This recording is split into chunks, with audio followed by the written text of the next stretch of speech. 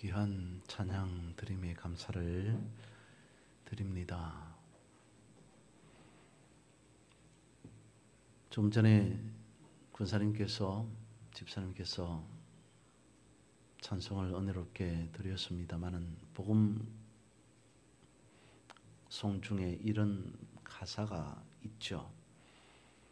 사람을 보며 세상을 볼 땐 만족함이 없었다라는 복음송이 있습니다. 그런 가사가 있습니다.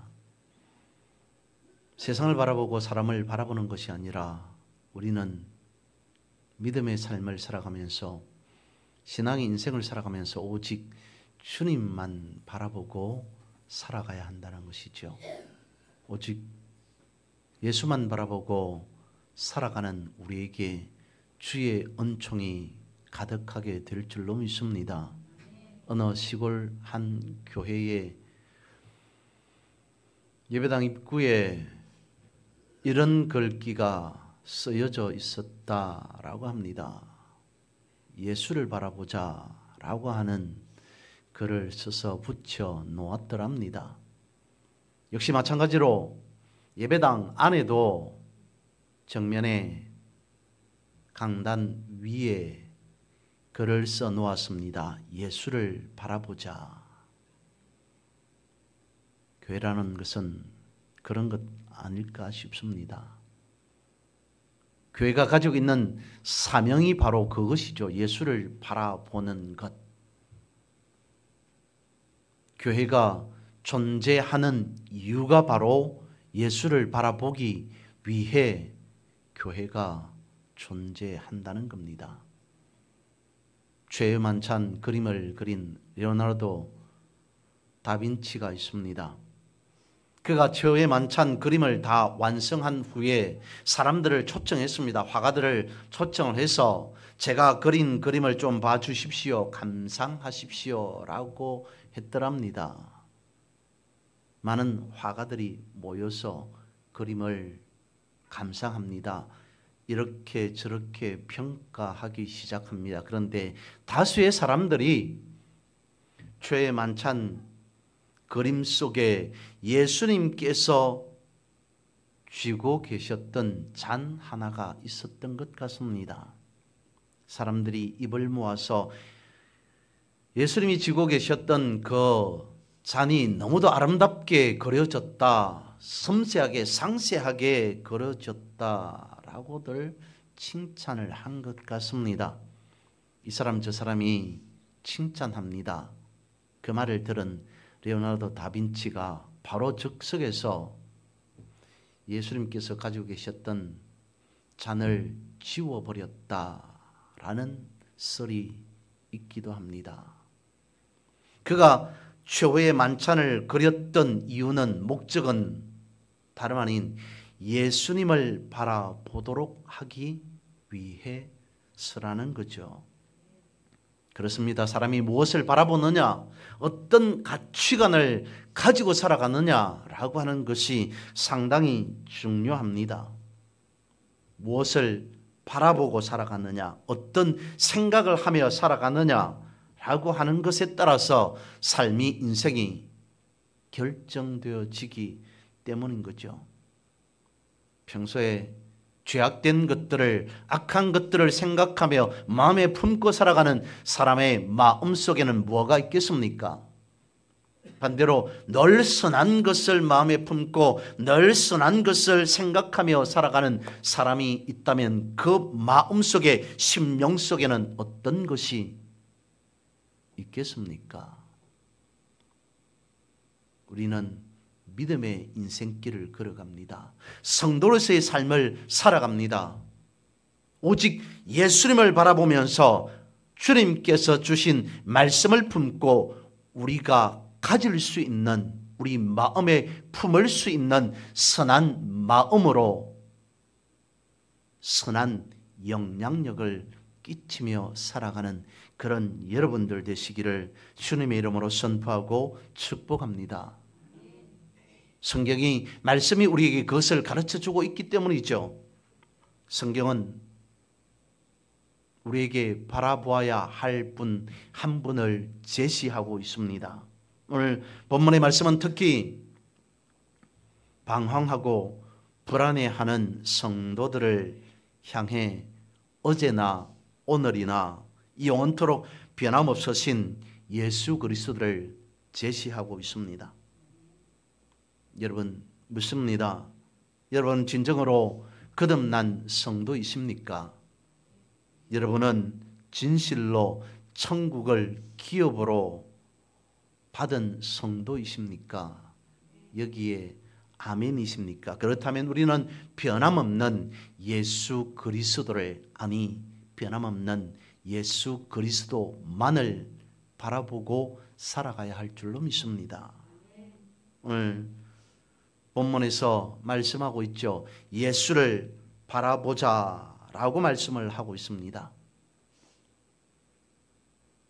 예수를 바라보자, 예수 그리스도를 우리가 바라보아야 된다라고 말씀하고 있는데, 정작 2000년 전에 이 땅에 오신 예수 그리스도께서는 어디를, 어떤 곳을 바라보며 사신 걸까요? 예수님은 높은 곳을 바라보지 아니하였습니다. 오히려 낮은 곳을 바라보셨습니다. 늘 언제나 힘없는 사람들, 예수님 주변에는 늘 언제나 아픈 사람들, 환자들, 연약한 사람들, 내지는 심지어는 죄인들, 이런 사람들이 예수님의 주변에 있었습니다.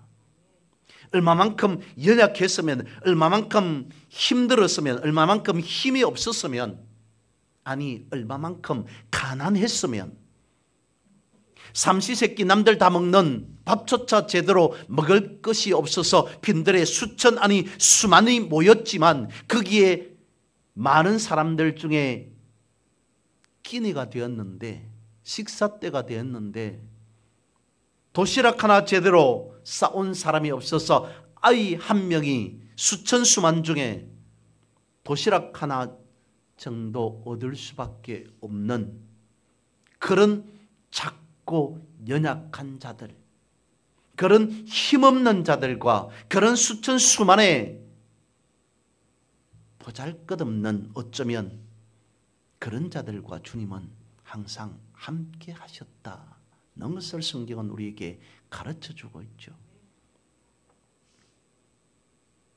아니 주변에 당시의 사람들은 그랬었던 것 같습니다.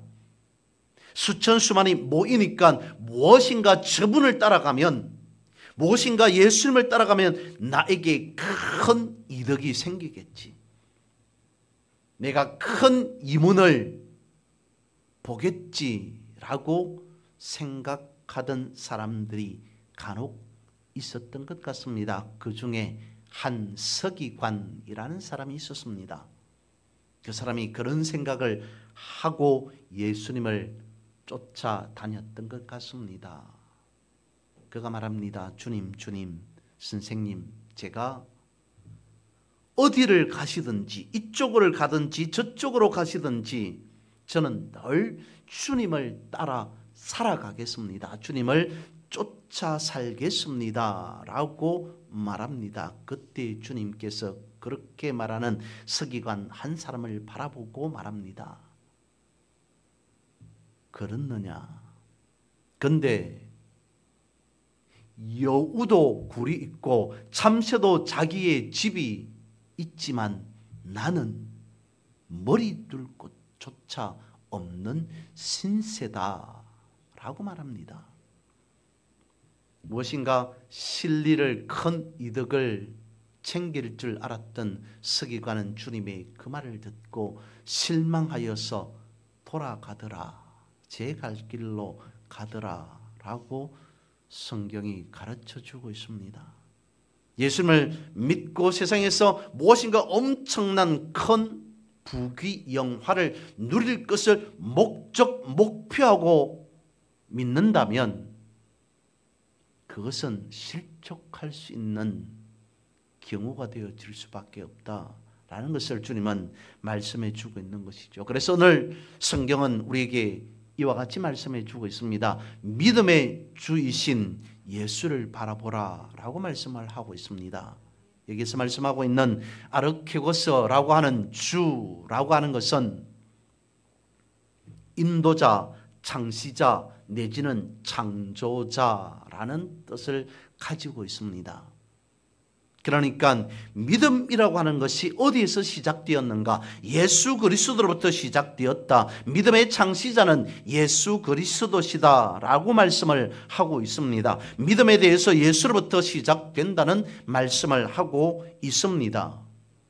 그리고 이 아르케고스라고 하는 말 속에 인도자라고 하는 말이 있으니까 선구자라고 하는 의미로도 생각해 볼 수 있을 것 같습니다.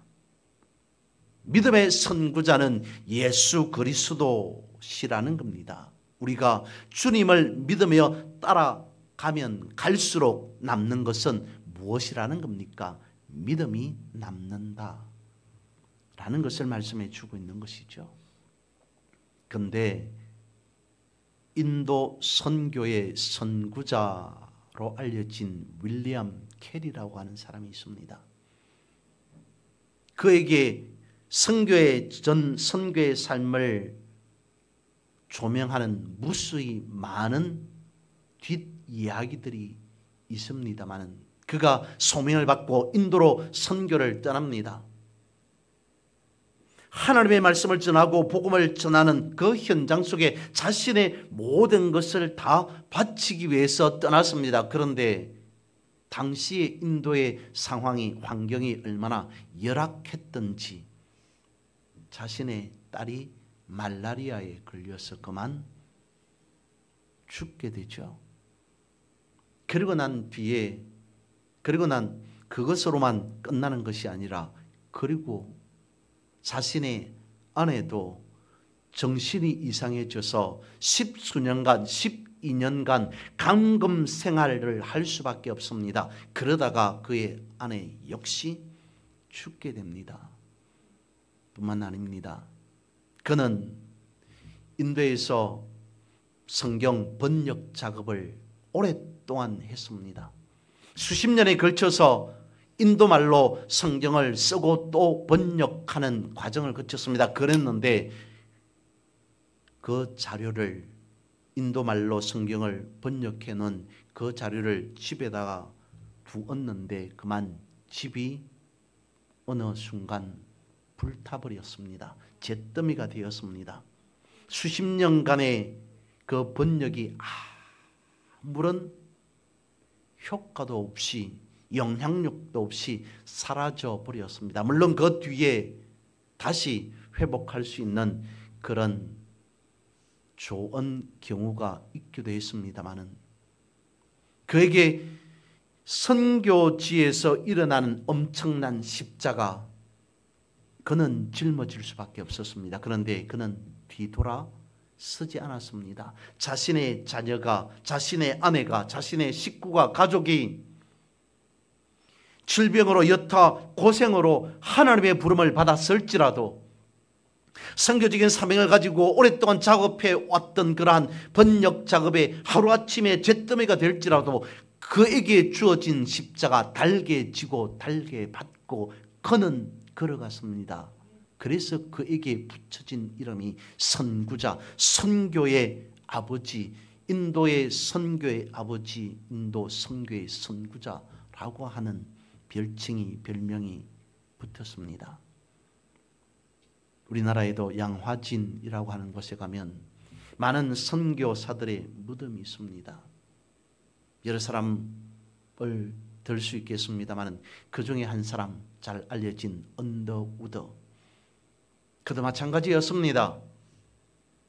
미국에서 자신의 고국에서 먹고 살아가는데 아무런 지장이 없습니다. 말 그대로 호의호식하며 살 수 있었습니다. 그럼에도 한국으로 어린 나이에 10대 때 아무것도 모르는 어쩌면 철없는 나이라고 하는 그 나이에 건너와서 이 나라 이 땅의 영혼을 긍휼히 여기며 살아가다가 조국이 아닌 자신의 땅이 아닌 이국 땅에 남의 땅에 자신의 몸을 누이는 자신의 모든 인생을 선교의 한국이라고 하는 그 땅에 선교에 헌신하는 그러한 모습들이 있습니다.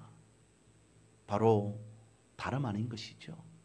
어떤 상황에 놓이더라도 어떤 형편이 있더라도 우리는 오직 주님만을 바라보리라 라고 선포하고 그렇게 일생을 살아갔던 삶을 살았던 사람들이 우리나라뿐만 아니라 초기 선교사들의 삶의 모습이었다. 오직 주님만을 바라보리라 라고 하는 그러한 일념이 선교의 선구자들의 모습이었다라는 것입니다.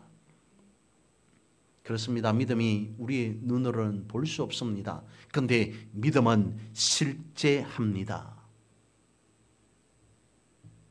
그 실제가, 믿음의 실제가 어느 정도였냐면 오늘 본문 앞쪽에 보면 이렇게 말씀하고 있습니다. 우리에게 구름같이 둘러싼 허다한 증인들이 있으니. 믿음은 눈에 보이지 않지만 실제하는 믿음이 이렇습니다. 우리는 그 증인들을 구름과 같이 허다하게 많이 가지고 있습니다. 성경은 말씀하고 있죠. 믿음으로 아벨이 제사를 드렸던 그 사건에 대해서 기록하고 있습니다. 믿음으로 얼마나 인생을 삶을 살아갔으면 죽지 않고 하늘로 올라갔던 에녹에 대한 부분도 기록하고 있습니다. 다른 사람들이 다 손가락질하고 정신 나간 사람이라고 말할지라도 노아라고 하는 한 사람은 믿음으로 하나님의 말씀에 따라 방주를 지었던 그러한 모습들. 그래서 그러한 믿음의 선진들을 생각하면서 히브리서에 와서는 이렇게 말하고 있다는 것이죠.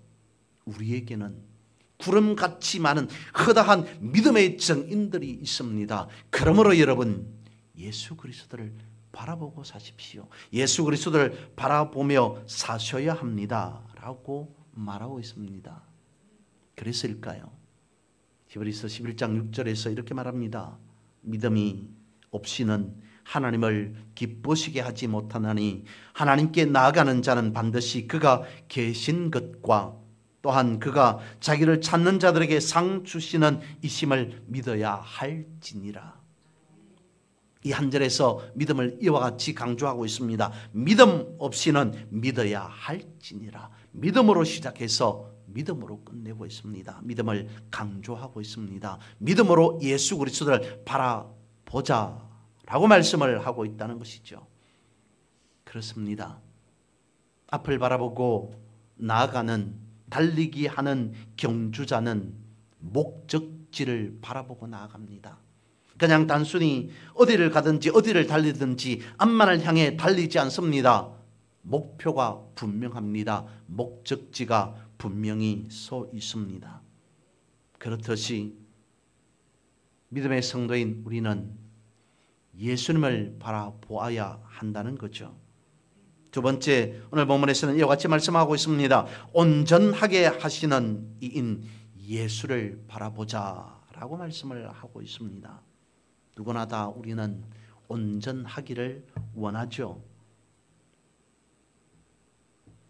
우리가 처음 성도가 주님을 영접하고 믿기 시작할 때는 어린 아이와 같은 모습이었습니다. 온전치 못하였습니다.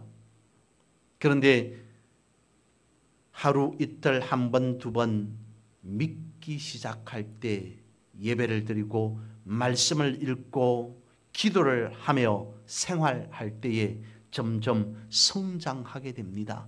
어린 아이와 같은 모습에서 성장하는 모습, 성숙하는 그러한 모습을 보게 되는 것이죠. 바둑을 하는 사람들이 말합니다. 다른 부분들도 마찬가지지만 바둑에서도 프로가 있고 아마추어가 있습니다. 프로 선수들이 바둑을 두는 사람들이 바둑을 다 두고 난 뒤에는 다시 한번 지금까지 두었던 그 바둑을 또 한번 똑같이 둔다고 합니다. 그것을 복기라고 하는데요. 지금까지 내가 이겼으면 어떻게 해서 이겼는지, 졌으면 어떻게 해서 졌는지, 이 수는 어떻게 해서 잘 둔 수인지, 이 수는 어떻게 해서 잘못 실수로 둔 수인지를 생각해 본다는 것이죠. 바둑에 보면 프로라고 하더라도 급수가 있습니다. 단수가 있습니다. 1단이 있고 9단이 있죠. 9단을 보고 그렇게 말한답니다. 거의 신의 경지에 이르렀다라고 하는 의미로 9단을 소위 입신이라고 부르기도 한답니다. 프로이지만 이제 바둑을 어느 정도 제대로 둘 수 있는 사람이다 라고 하는 측면에서 일단은 수졸이라는 이름으로 부르기도 한답니다. 여러분, 오늘 우리 모두는 믿음의 삶을 살아갑니다. 아마추어로서 믿는 것이 아니라 이제 우리는 프로가 되었다는 것이죠. 오늘 본문에서 예수님을 바라보라 라고 말씀하고 있는 이것, 온전케 하시는 이인 예수를 바라보라 라고 말씀하고 있는 이 부분은 우리에게 이렇게 말씀하고 있는 것 같다는 거죠. 프로가 되어라. 근데 그 프로 중에서도 1단이 아닌 9단이 되어라. 믿음에 온전케 하시는 성숙한 그리스도인으로서 살아가라. 그래서 성경은 우리에게 말씀해 주고 있습니다. 범사의 그리스도에게까지 자라가라 라고 말씀하고 있습니다. 이것을 목표 두고 신앙생활을 하라라고 하는 그 말씀인 거죠. 그런데 여러분 어떻습니까? 내가 성숙한 그리스도인으로서 살아가기 위해서 믿음의 삶을 살아가고 있습니다. 그럼에도 1단이 아니라 9단과 같이 9단이 되기 위해서 목표를 두고 살아가고 있음에도 여러 가지 많은 잦은 실수가 있을 수 있습니다. 오류를 범할 수도 있습니다. 그런데 그것은 어디까지나 성장 중에 있는 현상이다라고 볼 수 있습니다. 길을 지나가다 보면 길 한켠에 내지는 어느 한 구역의 부분에 공사 중이라고 하는 팻말이 있습니다. 도로 옆에 공사 중이면 그 도로를 공사하고 있다는 것이죠. 한 구역의 한 지역의 공사 중이라면 그게 무엇인가 건물을 건축하고 있는 중이라는 의미 아니겠습니까? 그것을 지나가면 당연히 어수선합니다. 여러 가지 많은 것들이 어지럽혀 있습니다. 정리정돈되어 있지 않습니다. 공사 중이기 때문에요. 그런데 그 공사가 다 마무리되어지고 공사가 완료된 뒤에 가보면 어떻습니까?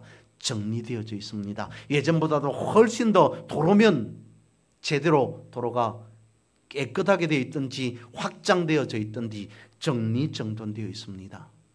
어느 지역의 건물을 짓는 공사 중이었는데 그 공사 중이라는 것이 완성이 되어지면 멋진 새로운 신축 건물이 들어서 있습니다. 오늘 우리도 마찬가지라는 거죠.